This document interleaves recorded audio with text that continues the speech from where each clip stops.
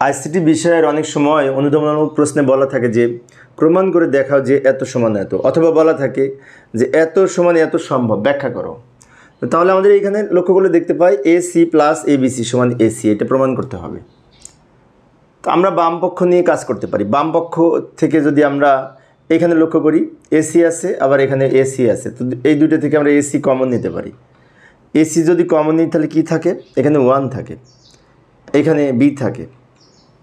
এখন 1 প্লাস বিতে কিন্তু 1 হয়, 1 plus A 1 plus B 1 plus সিতে 1 হয়, কিন্তু আমরা জানি বুলিয়ান অ্যালজেব্রার নিয়মে।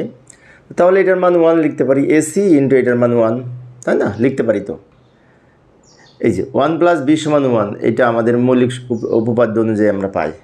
এবার এটাকে এটা দিয়ে গুণ করলে AC হয়, যে AC কি মিলে যাচ্ছে, তাই না? তার মানে প্রমাণ হয়েছে যে এটা সমান AC, এই যে বের করে আমরা দেখলাম।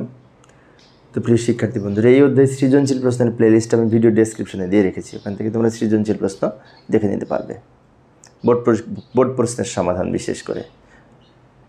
তো আমি অল্প অল্প করে আলোচনা করি শিক্ষার্থীদের অনুরোধে, যাতে শিক্ষার্থীরা বোরিং ফিল না করে। পরের ক্লাসটি দেখার আমন্ত্রণ রইল। খোদা হাফেজ।